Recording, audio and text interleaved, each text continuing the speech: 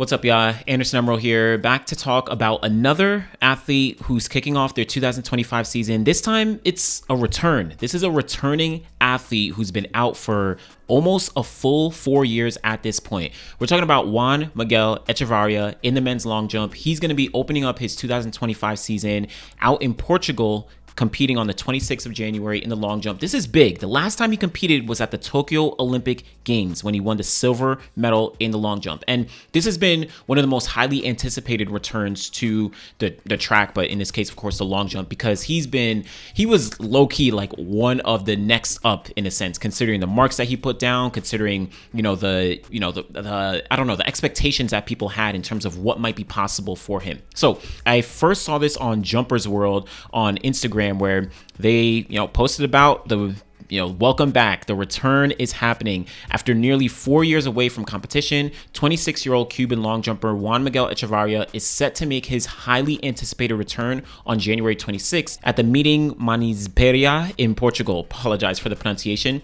But do want to just kind of bounce over to the actual, meet page where they also did announce it, and he's coming out. He is coming out in Portugal on January 26th. It's going to be a big deal. Juan Miguel Echevarria, like I said, he's been one of the guys who everyone has been really looking forward to potentially push the long jump into another realm, or at least kind of back into the realm of consistency and far marks that we saw back in the 90s and in the 2000s to a degree as well. Definitely the 80s and 90s very specifically. But why was he special? What made him so special that everyone was looking forward to what he was doing? Well, we know in terms of accolades, he did win the silver medal at the Tokyo Olympic Games in 2020. He also got the bronze medal in Doha 2019. He also got the gold medal at the World Indoor Championships in Birmingham 2018. I actually had the privilege of being at that meet. That was insane. So he has, some accolades, and at the time he was extremely young. Back in Doha 2019, he was only 21 years old. And then Tokyo 2020, he was 23 years old at that point, so in 2021. But when we're talking about his marks, this is where he really shined and what gave everyone the impression that he was the next up. You're talking about 8.68 meters for a personal best set back in 2018. He also jumped 8.66 meters. He also jumped 8.65 meters. So he has three 8.6 meter marks to his name, one of them into a negative headwind, but very specifically that 8.68, that makes him the number 13 or number 12 all time in the history of the men's long jump. So Juan is no slouch when talking about the event. But that's not it. When we talk about what he did with slight wind-aided marks, he jumped 8.83 meters with a positive 2.1 meter per second wind. 8.83 meters, barely over the allowable. We're not talking about, 3.3 or 3.4 or 5.0. No, we're talking about 2.1 meters per second. If you watch this jump at the Stockholm Diamond League, this was a masterful jump where I think he almost jumped out of the pit. It was insane. And again, barely over the allowable limit. That mark would have made him one of the farthest jumpers of all time. You're talking about he would have become the 5th farthest jumper of all time if he had that mark legal. 2.0 wind. Insane performance from Juan. And at that point in 2018, he was still just 20 years old. But fast forward to 2019, and he jumped a little bit farther, a little bit more wind on this jump, but he did manage to jump 8.92 meters down in Cuba. And that, again, masterful jump. Again, a little bit more wind aided, 3.3 meters per second behind him. But I think this just highlighted for folks highlighted for people that he was an insanely talented athlete. He was just developing. He was just getting started in the sport in terms of being able to be competitive amongst others in the world, being able to hit some of these really far marks. And then we started to see the medals come. But what happened after that? So like I said at the top, the Tokyo Olympic Games in 2021, that was his final competition. Tokyo 2021, that final long jump competition, that's where he got the silver medal in Tokyo, and he never jumped after that. What happened? Well, injury struck, and he's been out for a long time. Shout out to Echevarria, Cuba. This is, I think it's from about 2 or 3 years ago or so. But they said after the injury, Cuban jumper Echevarria will return to training next month. And here they kind of detail what exactly happened specifically in Tokyo. They say here, silver medalist in the last Olympic Games, Cuban long jumper Juan Miguel Echevarria will return to training next month. Again, this is from some years ago, after an injury at the summer event that kept him out for 4 months. This was announced by the official site, JIT, which cited statements by trainer Daniel Osorio regarding the recovery of the 23-year-old kangaroo. I think this is also translated, so want to make sure we have some context there. They say here I think Cuban star, not sure the translation, but they say the Cuban star, he injured the femoral bicep of his right leg when he had barely completed 3 attempts in the Tokyo jump tank. In the final, where his compatriot Miguel Masso, later awarded bronze, was also injured in his case after the second jump. According to the coach, quote, the first evaluation was done in the Japanese capital itself with the Cuban doctors who were part of the Olympic delegation. Then on German soil, the initial diagnosis was ratified and a treatment was given that was carried out in Cuba, always with the island specialist as part of the follow-up. So some context here. Essentially, he got injured while competing at the Tokyo Olympic Games, was still able to get a silver medal at those games, but since then, he has not been able to return. He's been dealing with those injuries, those setbacks, and that essentially has kept him out of the sport for, at this point, 4 years. But also, he did deal with some issues about potentially wanting to leave the Cuba,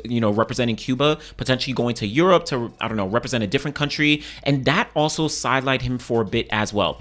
So want to jump over to Pan Am Sports, where last year in April 2029, they actually reported on, Echevarria's return to track. Again, he had not competed since August of 2021. So at this point in 2024, it's 3 years of him being out of the sport. They actually report here and say the outstanding long jump specialist athlete who resigned from the Cuban team in 2022 to settle in Europe has announced that he returns to high competition and nothing less under the supervision of coach Ivan Pedroo. We'll get to him in a second. His goal to qualify for the Paris 2024 Olympic Games representing Cuba. So of course we know he unfortunately was not able to go on to represent Cuba at the 2024 Olympic Games. We didn't see him last year, but just to highlight kind of this change of representation. But after winning the 2019 Lima Pan Am Games, obtaining the silver medal at the 2020 Tokyo Olympics, and achieving bronze at the 2021 Doha World Championships, he resigned from the Cuban team to go live in Europe, completely distancing itself from high competition.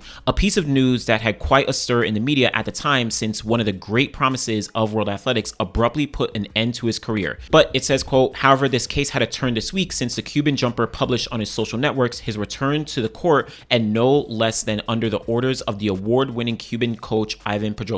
So in terms of him going to represent another country outside of Cuba, many Cuban athletes unfortunately have been, following suit with this, moving away from Cuba and no longer, wanting to be represented by the nation. There's been a ton of issues when talking about, management and support for athletes, Cuban athletes, in terms of their representation and opportunities to compete in various different capacities around the world. Very notable is that we have Yami Perez, I think, from Cuba. She's actually transferring allegiance to the United States, and she, I think she threw one of the farthest marks in discus throwing history last year, but she wasn't able to go to the Olympic Games because she's kind of transferring allegiance from Cuba to the United States. Also, case in point, at the Paris Olympic Games, the entire men's triple jump podium, gold, silver, and bronze, all were by Cuban athletes, but none of them actually represented Cuba. Jordan Diaz Fortune, he represents Spain, previously from Cuba. Pedro Pichardo, he represents Portugal, but formerly from Cuba. You also had Andy Diaz, represents Italy, formerly, from Cuba. So Cuba unfortunately has an issue where they've lost a lot of their athletes due to various different issues that have gone on in their nation, and then specifically with their governing bodies in different capacity. So it seems like Juan Miguel Echevarria may have been dealing with some of those issues and complexities when it comes to being able to compete and represent for Cuba. But it does seem last year he was able to return, and he's going to be competing for Cuba moving forward. But the other thing that's really important here is the fact that he was, and has been for the past year, coached by Ivan Pedroo, who is literally a legend in the sport of track and field. So he had first posted it on his Instagram, again, about a year ago in April 2024. And this was a big deal. This was a very, very big deal. If you're not familiar with Ivan Pedroo, he is, in my opinion, you can argue top 3. Maybe if you really want to argue, you can probably argue top 2 long jumpers of all time, considering his accolades, considering the performances that he's put down. Ivan Pedroo represented Cuba as well. Just look at these medals. Look at all these medals. Olympic gold in Sydney 2000, 4-time world championship gold in 1995, 97, 99, and 2001. 5-time world indoor gold: 93, 95, 97, 99, and 2001. It's crazy. His accolades are off the charts, and he has the marks to back it up as well. Very notably is that he actually had jumped 8.96 meters at altitude, right? So technically, yes, a little bit of altitude, but still would have counted. He did have the wind measured at plus 1.2 meters per second, and it would have been the world record at the time, right? 8.95 meters, Mike Powell, 1991. But because, IAAF at the time, World Athletics Now, they, said that someone was standing in front of the wind gauge and, I don't know, incorrect wind measures, all that kind of stuff. All that to say that Ivan Pedroso is one of the GOATs of the men's long jump.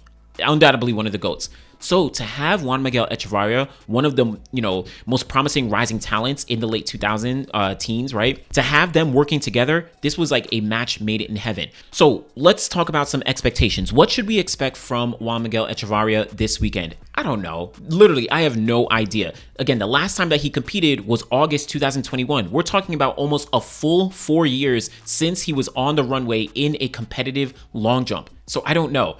I would love to see him get over, 8.2 meters, 8.3. That would be amazing considering the injuries, considering all the, things that he's gone through. But I don't have many high expectations. But if he does jump, 8.3 meters, that I think is a very good indication that A, he's healthy, B, he's going to be able to have some steady progress as he makes his return over the next couple months. But what I am looking forward to is what he's going to be doing for the rest of 2025. Again, a lot of it is going to hinge on how he opens up the year. If he opens up with like 7.5 meters, right, then there's going to be some issues. But if he opens up with 8.2, that means to me that he's going to have a very, very nice 2025. Now, that doesn't mean that he's going to eventually jump 8.6 meters by the end of the year. I don't know. I don't have those expectations.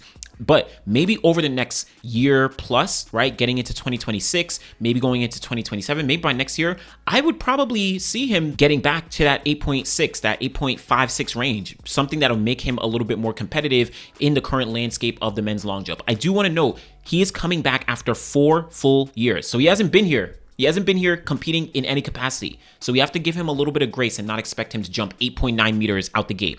But when we're talking about the competitive landscape of the men's long jump, we know that Miltiades Tentoglou, he has been dominating. 8.6 for the most part over the past couple years, 8.6 and 8.5s. But then you have guys like Wayne Pinnock. You have E-Hammer. He has been super consistent, right? And then you have a couple Indian jumpers. Kerry McLeod, he's been, really in the mix. A couple guys have been really, really consistent in the 8.4 to 8.6 range. But Tentoglou, he's kind of been...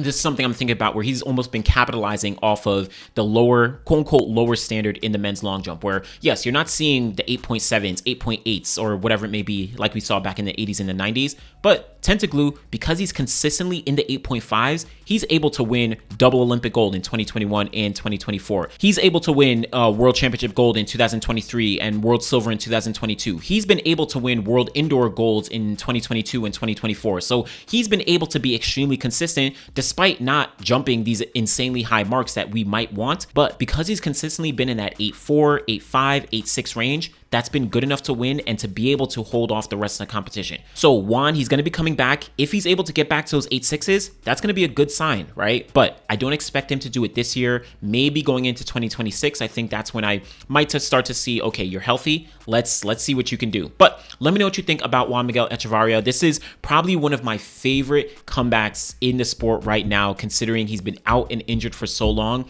And during 2018, 2019, he showed so much promise. This is going to be a big deal. But let me know what you think. Be sure to like the video, subscribe to the channel. Be back again next time. Thanks for watching, y'all.